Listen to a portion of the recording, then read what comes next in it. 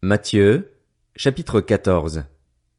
À cette époque-là, Hérode le tétrarque entendit parler de Jésus, et il dit à ses serviteurs, c'est Jean-Baptiste.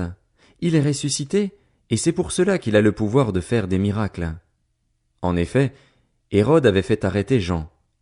Il l'avait enchaîné et mis en prison à cause d'Hérodiade, la femme de son frère Philippe, car Jean lui disait, il ne t'est pas permis de l'avoir pour femme. Il voulait le faire mourir, mais il redoutait les réactions de la foule parce qu'elle considérait Jean comme un prophète. Or, lorsqu'on célébra l'anniversaire d'Hérode, la fille d'Hérodiade dansa au milieu des invités et plut à Hérode, de sorte qu'il promit avec serment de lui donner ce qu'elle demanderait.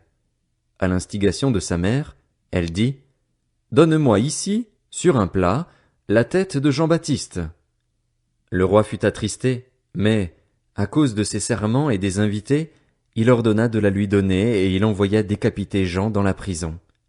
Sa tête fut apportée sur un plat et donnée à la jeune fille, qui l'apporta à sa mère. Les disciples de Jean vinrent prendre son corps et l'ensevelir. Puis ils allèrent l'annoncer à Jésus. À cette nouvelle, Jésus partit de là dans une barque pour se retirer à l'écart dans un endroit désert. L'ayant appris, la foule sortit des villes et le suivit à pied.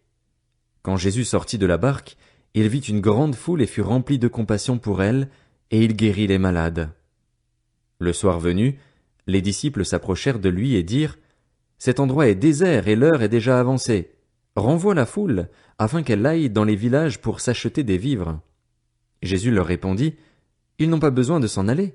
Donnez-leur vous-même à manger. » Mais ils lui dirent, « Nous n'avons ici que 5 pains et 2 poissons. » « Apportez-les-moi ici, » leur dit Jésus.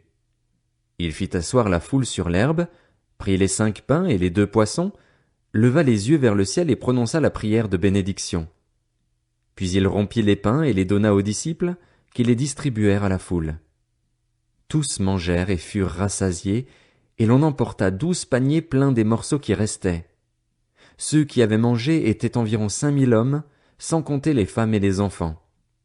Aussitôt après, Jésus obligea les disciples à monter dans la barque et à le précéder sur l'autre rive pendant qu'il renverrait la foule.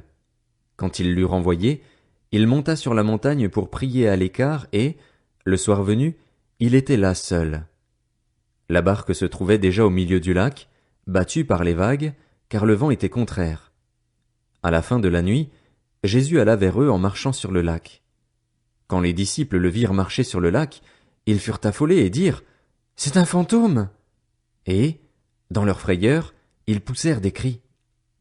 Jésus leur dit aussitôt, « Rassurez-vous, c'est moi, n'ayez pas peur. » Pierre lui répondit, « Seigneur, si c'est toi, ordonne-moi d'aller vers toi sur l'eau. » Jésus lui dit, « Viens. » Pierre sortit de la barque et marcha sur l'eau pour aller vers Jésus, mais, voyant que le vent était fort, il eut peur et, comme il commençait à s'enfoncer, il s'écria, « Seigneur, sauve-moi !»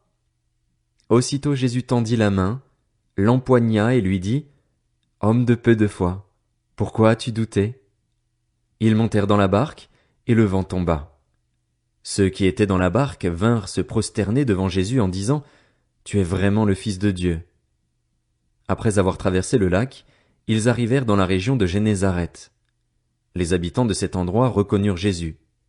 Ils envoyèrent des messagers dans tous les environs et on lui amena tous les malades. Ils le suppliaient de leur permettre seulement de toucher le bord de son vêtement, et tous ceux qui le touchèrent furent guéris.